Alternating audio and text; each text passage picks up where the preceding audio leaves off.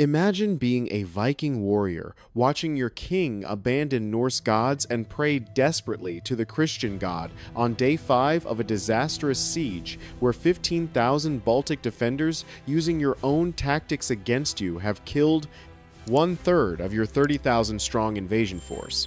Through concealed pit traps, weighted javelins, night raids destroying supply lines, and coordinated counter tactics that make 5 centuries of Viking invincibility seem like a cruel joke.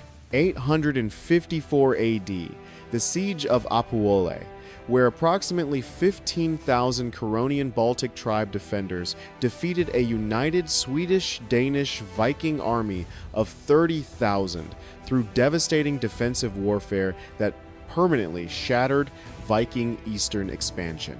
Here's what makes Apuole's civilization changing. After centuries of Viking raids extracting tribute from Baltic peoples, 2 rival kingdoms united specifically to destroy the Curonian threat. Denmark contributed 20,000 warriors in 200 ships under King Horik. Sweden provided 10,000 troops under King Olaf. They besieged Apuole Fortress on the Venta River, 3 concentric earthwork rings with 40-foot ramparts, timber palisades reinforced with iron, and 200-meter cleared killing fields. The 8-day siege became systematic Viking destruction. Day 1 assaults met concealed pits where armored warriors impaled on stakes, weighted javelins punching through shields, boiling water from walls. Night raids killed sentries and burned supply trains. Day 5, desperate King Olaf prayed to Christian God. Day 8, final assault with 8,000 Swedes. Curonian forces opened gates in coordinated counterattack. False retreat lured Vikings into prepared bogs where 1,000 died in 10 minutes. King Olaf was killed.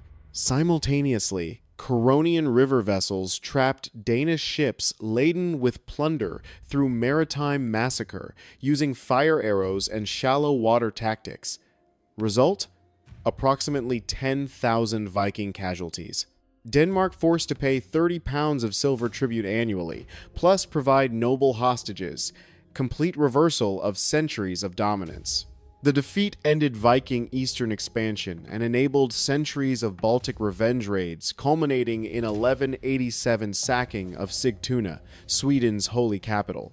To understand why the Siege of Apuole became the turning point that permanently ended Viking eastern expansion and reversed 5 centuries of dominance into centuries of Baltic revenge, you need to understand the context of Viking power by 854 AD. For 300 years, Vikings had perfected the art of coastal terror throughout Europe.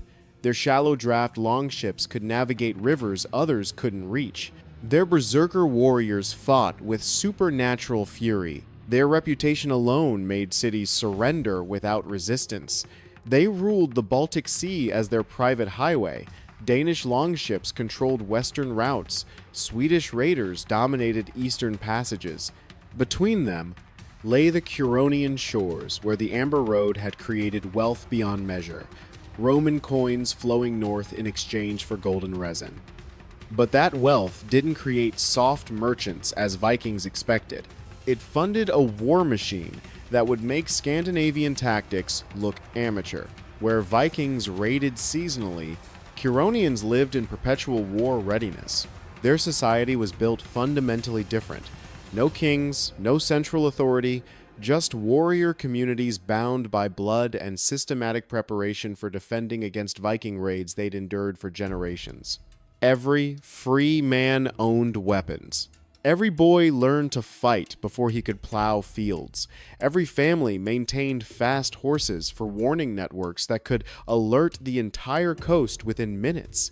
This is where Viking expansion hit an immovable object it couldn't overcome. Danish King Horik had learned this painful lesson. His raids on Curonian settlements yielded less plunder each year because defenders adapted too quickly, disappeared too efficiently, struck back too viciously. Swedish King Olaf faced similar strategic frustration. His merchants paid more for protection from Curonian pirates than they earned in Baltic trade. Both kingdoms were bleeding silver into Curonian hands through tribute rather than extracting it. Then something unprecedented happened that changed Baltic warfare forever. The two Viking kingdoms, traditional bitter rivals who had fought each other for generations, began secretly coordinating military operations. Danish naval power would combine with Swedish manpower. Together, they would end the Curonian threat permanently by destroying Apuole, the greatest Curonian fortress. The plan seemed strategically simple and overwhelming. Destroy Apuole Fortress and break the Curonian Confederation forever through decisive military superiority.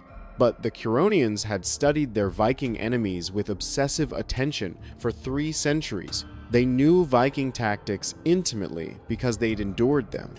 They understood Viking psychology completely because they'd suffered under it. Most crucially, they recognized Viking tactical weaknesses because they'd systematically exploited them in previous encounters. Every successful Viking raid had inadvertently taught Curonians how to defend more effectively. Every failed Curonian counterattack had taught them how to strike back with devastating precision. The fortress of Apuole stood on a strategic hill overlooking the Venta River, 30 miles inland, far enough to prevent direct naval assault, close enough to control crucial trade routes.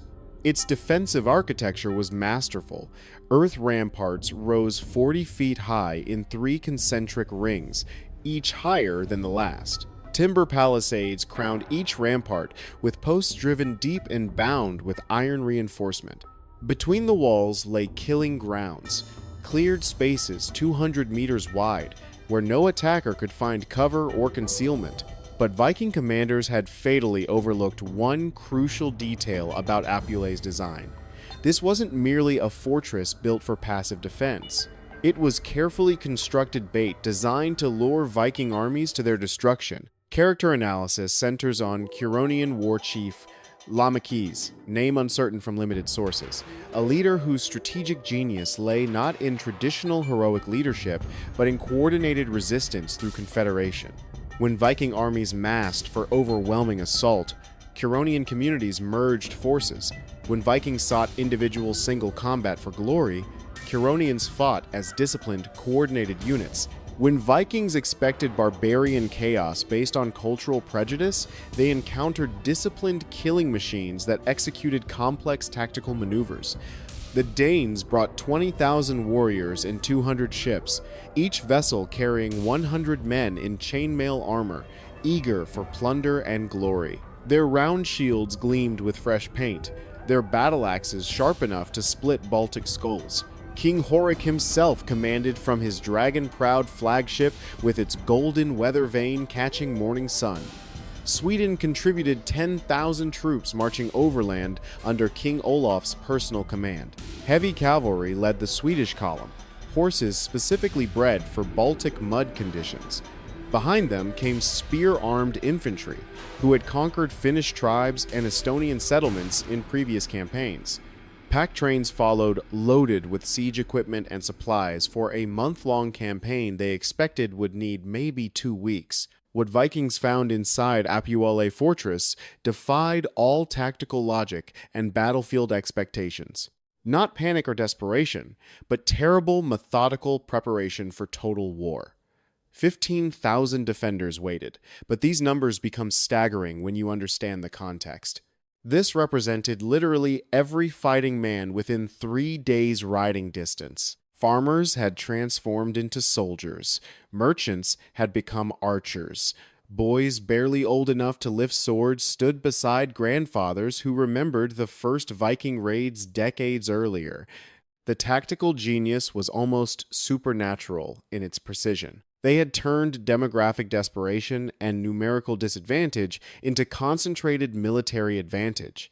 The fortress architecture itself mocked conventional siege warfare wisdom. 3 concentric earthwork rings rose progressively higher, each crowned with timber palisades, driven deep and iron-bound. Between the defensive walls lay the killing grounds, cleared spaces where no attacker could find cover, where every approach was visible to overlapping fields of archer fire. Here's where the psychological warfare began even before battle. The defenders had systematically burned their own homes outside the fortress walls, denying Vikings any shelter, supplies, or plunder. Can you imagine the terror of approaching such prepared defenses? No glory in climbing earthen slopes while arrows fell like rain from three separate wall levels. No honor in dying in carefully prepared kill zones designed through decades of studying Viking tactics. No plunder in empty smoking ruins of deliberately destroyed villages. Swedish commanders faced an impossible tactical choice: assault a fortress specifically designed to break armies through attrition, or starve, while Curonian raids systematically destroyed their exposed supply lines, stretching back through hostile territory. Pre-battle negotiations revealed the psychological stakes with brutal clarity. King Olaf demanded submission and tribute, standard Viking terms backed by overwhelming force. The Curonian response shocked both armies with its calculated contempt. They offered single combat between champions, winner take all. When Vikings refused this offer, knowing full well that Curonian champions fought without rules or mercy and had decades of experience, the defenders made a chilling counteroffer that would haunt Swedish warriors. Leave now, and only half your invasion force will die during the journey home. Stay and attempt siege, and none will ever see Scandinavia again. The irony was almost unbearable for Vikings, who had perfected psychological warfare. Here they faced enemies who had perfected their own tactics and turned them back with interest. Every Viking threat rang hollow against defenders who had collectively chosen death over submission. Every display of martial strength met calculated indifference. Danish berserkers howling and biting their shields in their famous battle fury faced Curonian warriors who watched in silent contempt, unmoved by theatrical displays they'd witnessed for generations. Dawn broke over Apuole on day one, with Swedish confidence still intact. King Olaf's forces formed siege lines with textbook military precision: heavy infantry in the center, missile troops on flanks, cavalry reserves positioned to exploit any breach in defenses. Danish ships controlled the river completely, preventing any Curonian escape or reinforcement. The tactical investment looked perfect on paper. Then came the first assault at midday that would shatter Swedish confidence forever. Swedish infantry advanced behind locked shields in classic Viking formation, while Danish warriors prepared to exploit any success with supporting attacks. Arrows darkened the sky from both sides in massive volleys. Then the killing truly began with horrific efficiency. Curonian defenders had prepared something special that Vikings had never encountered: weighted javelins, specifically designed to punch straight through Viking shields and chainmail armor. The advancing Swedish line staggered, stumbled, and broke apart as men fell screaming with javelins embedded in their bodies. But the nightmare was only beginning. As Vikings reached the first earthwork, thinking they'd survived the worst, the ground suddenly collapsed beneath them. Curonians had spent weeks digging concealed pits covered with thin wood frames and earth camouflage. Armored Swedish warriors plunged, screaming, into sharpened stakes planted at the bottom. The sound of men impaling on stakes. The screams of warriors trapped in pits with broken legs. The chaos as formations disintegrated around collapsing ground. This became the soundtrack of day one. King Olaf made a fatal decision that would cost thousands of lives. He ordered continued assault rather than tactical withdrawal to reassess. Wave after wave of Swedish warriors crashed against Apuole's defenses, like ocean waves against cliffs. Each attack met new prepared horrors: boiling water poured from the walls, scalding flesh beneath chainmail, massive logs rolled down ramparts, crushing climbing warriors and breaking formations.